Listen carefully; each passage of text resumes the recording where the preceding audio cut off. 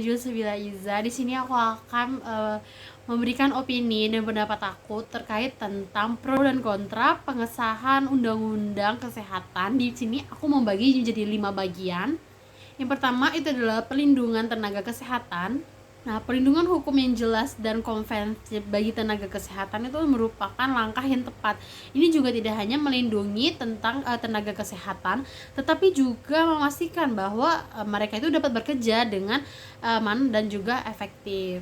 Karena tanpa perlindungan yang memadai, tenaga kesehatan tuh jadi merasa tidak nyaman atau bahkan ada yang beberapa merasa takut untuk memberikan pelayanan yang baik, yang terbaik, yang pada akhirnya dapat mempengaruhi kualitas dari layanan kesehatan secara keseluruhan. Yang kedua itu adalah pro dan kontra dalam undang-undang kesehatan. Sebenarnya pengesahan undang-undang kesehatan itu harus dilakukan secara dengan hati-hati, harus berhati-hati, dan juga kita harus melibatkan semua pemangku kepentingan termasuk tenaga kesehatan, pemerintah, dan juga masyarakat.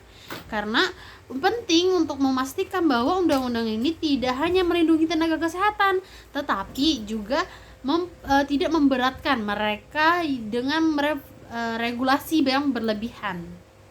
Selain itu juga undang-undang ini harus mempertimbangkan aspek keadilan dan juga aspek keadilan bagi pasien serta tenaga kesehatan.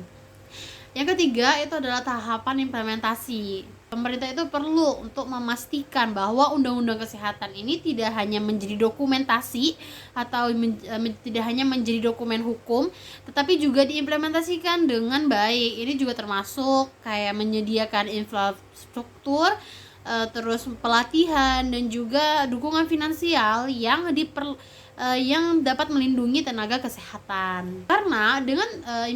Karena tanpa implementasi yang baik, undang-undang itu mungkin tidak akan memberikan dampak yang signifikan. Yang keempat adalah keseimbangan hak dan juga kewajiban. Undang-undang kesehatan itu harus memastikan bahwa hak tenaga kesehatan untuk dilindungi dari kekerasan dan juga tuntutan hukum tidak mempengaruhi dan juga tidak mengurangi hak pasien untuk mendapatkan pelayanan kesehatan yang berkualitas. Jadi keseimbangan ini penting untuk menciptakan sistem kesehatan yang adil dan juga berkelanjutan. Yang kelima adalah partisipasi publik. Partisipasi ini diperlukan untuk proses pembuatan undang-undang kesehatan sebagai kunci dari menciptakan regulasi yang adil dan juga efektif. Karena tanpa masukan dari tenaga kesehatan dan juga masyarakat, undang-undang ini beresiko tidak sesuai dengan kebutuhan yang ada di lapangan. Kesimpulannya, pengesahan undang-undang kesehatan dalam aspek perlindungan tenaga kesehatan itu merupakan langkah yang penting untuk memperkuat sistem kesehatan di Indonesia.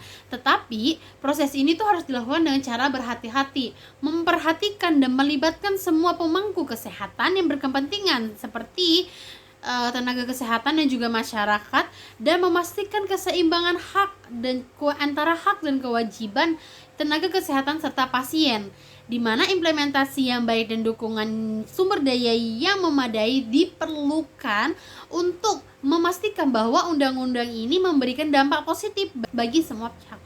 Jadi undang-undangan ini dapat menjadi alat yang efektif untuk melindungi tenaga kesehatan. Dengan kata kunci itu dapat meningkatkan kualitas layanan kesehatan dan juga menciptakan sistem kesehatan yang lebih baik dan adil serta berkelanjutan.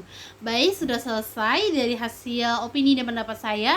Saya akhiri, wassalamualaikum warahmatullahi wabarakatuh. Bye.